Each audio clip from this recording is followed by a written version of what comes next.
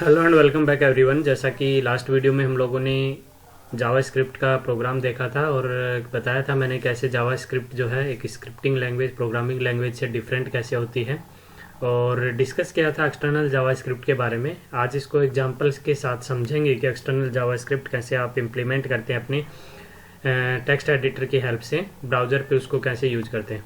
ठीक है, सो शुरू करते हैं। सबसे पहले मैंने बताया था कि जो आप जावास्क्रिप्ट एक्सटर्नल जावास्क्रिप्ट यूज करते हैं, इम्पोर्टेंट वन कि आपको हमेशा उसका एक्सटेंशन जो देना होता है वो .js देना होता है।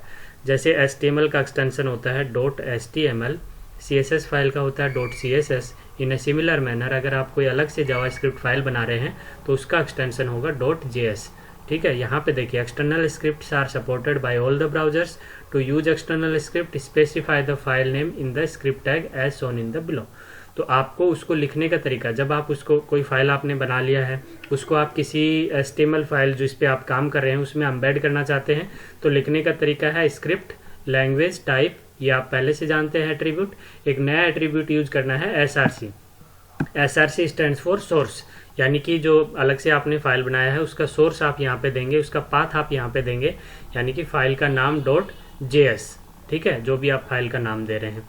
सो हमेशा ये ध्यान रखना है कि जब भी आप क्रिएट करते हैं नई फाइल तो उसकी फाइल का एक्सटेंशन .js देते हैं, और टेक्स्ट एडिटर में जब आप उसको यूज करते हैं तो ये ध्यान रखना है कि अलग से जो आप एक्सटर्नल जावास्क्रिप्ट फाइल दे रहे हैं बना रहे हैं उसमें हम स्क्रिप्ट टैग का यूज नहीं करते हैं, यानी कि उसको स्क्रिप्ट टैग के अंदर नहीं लिखते हैं। कब लिखते हैं स्क्रिप्ट टैग के अंदर? जब आप उसको HTML फाइल के अंदर लिख रहे हैं। ठीक है, तो ये बात ध्यान रखनी है, इम्पोर्टेंट है। मैं जब अभी बनाऊंगा फाइल तो आपको दोबारा से रिमाइंड करवा दूंगा। ठीक है, so then add this HTML file to your HTML document जहाँ पे आप उसको यूज करना चाहते हैं। एक सिंपल टेक्स्ट एडिटर ओपन करेंगे, उसमें एक कोई फंक्शन का एग्जांपल दिया है तो मैं फंक्शन से ही आपको समझा दूंगा। ठीक है, तो फंक्शन बनाएंगे एक, यानी कि स्क्रिप्ट फाइल बनाएंगे, जावास्क्रिप्ट फाइल बनाएंगे, उसको सेव कर देंगे .js से।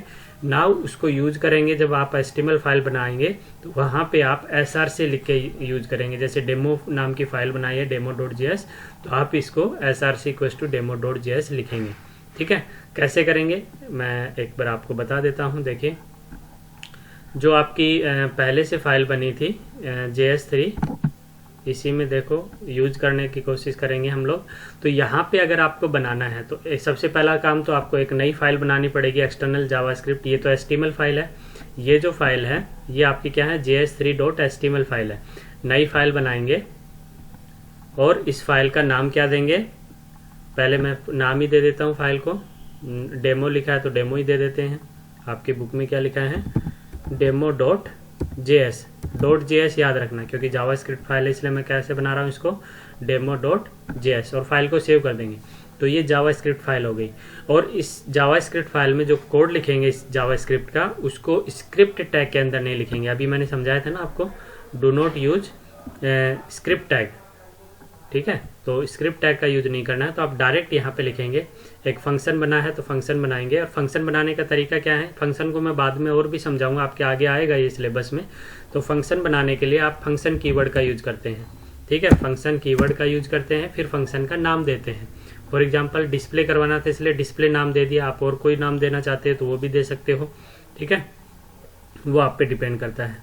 ओके, सो फॉर एग्जाम्पल मैंने नाम दे दिया आपका इसका ही नाम दे दिया, ये फंक्शन का नाम है। फंक्शन का नाम आप कुछ भी दे सकते हैं। फंक्शन के आगे ये स्मॉल ब्रैकेट लगाएंगे, इससे पता चलता है कि इट इज ए फंक्शन, क्योंकि हम ये जो आपके स्मॉल ब्रैकेट होते हैं ये पैरामीटर पास करने के लिए होते हैं। कई बार हमें यूज होता है कि हम कोई वेरिएबल इसमें डिफाइन करते हैं, उनका यूज होता है।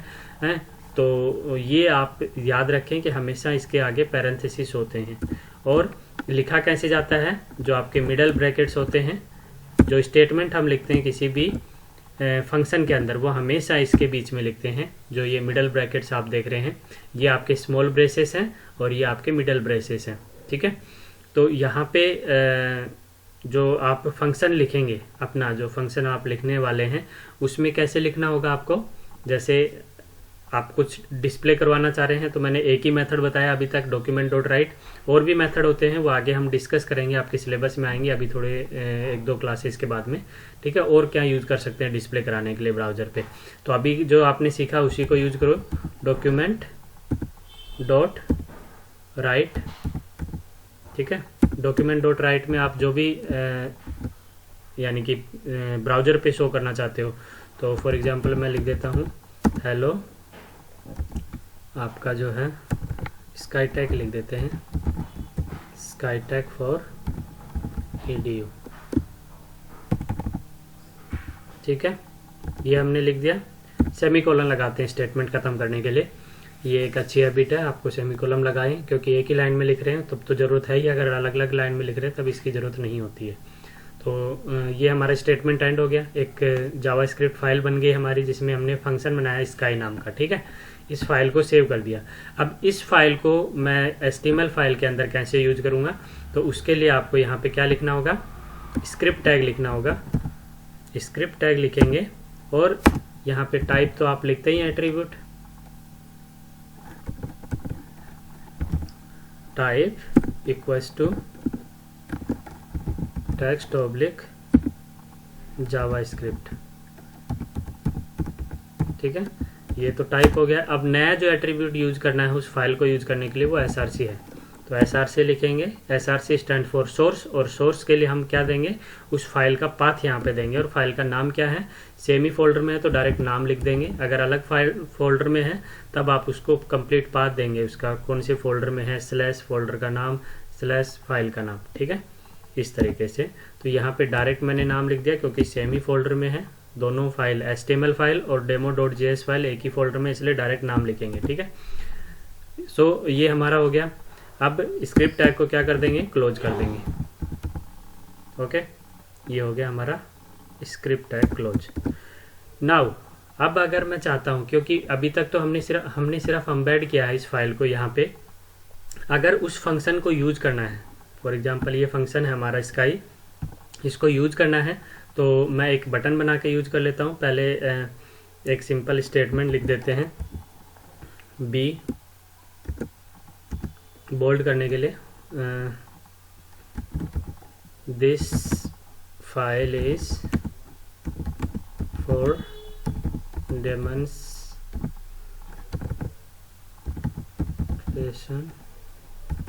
ऑफ एक्सटर्नल जावास्क्रिप्ट, ठीक है।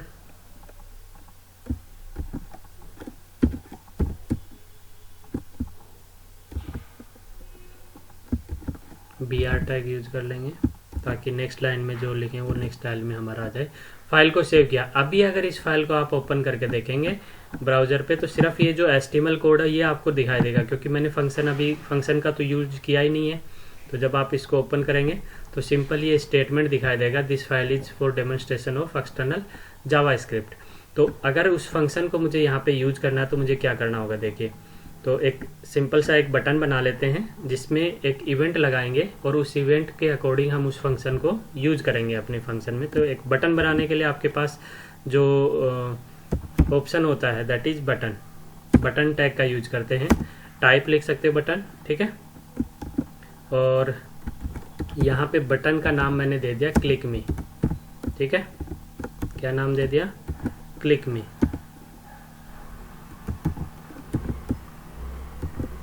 फाइल को सेव कर देंगे तो इससे क्या होगा, आपका एक बटन बन जाएगा आपके ब्राउजर के ऊपर। देखिए क्लिक मी नाम का बटन बन गया। अब अगर मैं इस बटन पे क्लिक करूं तो मेरा वो फंक्शन कॉल हो जो मैंने अलग से एक सेपरेट फाइल में बनाया है स्काई नाम का। तो उसके लिए मुझे यहाँ पे एक इवेंट होती है, इवेंट हैंडलिंग में दोबारा से मैं ये पढ़ाऊंगा। इवेंट होती है ऑन क्लिक। क्या इवेंट होती है, ऑन क्लिक इवेंट होती है। और उस पर मैं क्या चाहता हूँ कि मेरा वो फंक्शन कॉल हो। फंक्शन का नाम क्या था, स्काई। तो आप इसको लिख देंगे यहाँ पे स्काई, ठीक है। और फाइल को सेव कर देंगे। आउटपुट देखिए। अब जैसे ही मैंने ये किया, यहाँ पे क्लिक मी बटन है, इस पर क्लिक करोगे तो क्या लिखा हुआ है, hello sky tag for EDU। याद रखना यहाँ पे मैंने कहीं नहीं लिखा है बॉडी पार्ट में हेलो SkyTech for edu, ये मेरा अलग से फाइल में लिखा हुआ है, एक्सटर्नल फाइल में हेलो SkyTech for edu, लेकिन मैं इसको यूज कर पा रहा हूँ अपनी दूसरी फाइल के अंदर। This is called external JavaScript को यूज करना, अपनी HTML फाइल में एम्बेड करना, ठीक है। क्योंकि इसके लिए मैंने src लिखा है demo.js, और ये जो स्काई है हम फंक्शन कॉल कर रहे हैं इवेंट का यूज करके, ऑन क्लिक इवेंट का यूज करके। ये तब हो रहा है जब ये स्काई फंक्शन कहाँ से देखेगा कि यहाँ पे इस आपका जो ये कोड है इसमें तो नहीं है, वो कहाँ पे है, demo.js फाइल एम्बेड है, तो वो उसमें चेक करेगा, यहाँ पे उसको मिलेगा फंक्शन और वो जो भी प्रिंटेड है वो प्रिंट कर देगा। तो ये तरीका होता है एक्सटर्नल फाइल बनाने का और उसको यूज करने का। तो आपको याद रखना है कि जब भी आप ऐसा करते हैं तो आप यूज कर सकते हो एक फाइल को जो पहले से बनी हुई है जावास्क्रिप्ट फाइल, उसमें जितने भी फंक्शन हैं उनको आप अपने फाइल के अंदर यूटिलाइज कर सकते हो। और साथ ही यहाँ पे आके आपका ये जो फर्स्ट सेक्शन है वो फिनिश हो जाता है, ठीक है। और एक बार आप इसकी समरी और क्वेश्चन आंसर्स इस सेक्शन के कर लेंगे, ठीक है। और ये सेक्शन होने के बाद ये जो एक्टिविटीज़ हैं ये भी मैं आप लोगों को करवाऊंगा, ठीक है। एक बार आपका ये कंप्लीट हो जाता है जावास्क्रिप्ट का जो पोर्शन है, तो कल हम बात करेंगे नेक्स्ट जो आपका सेक्शन है डेटा टाइप्स एंड वेरिएबल्स के बारे में। So till then keep watching, keep learning, thank you.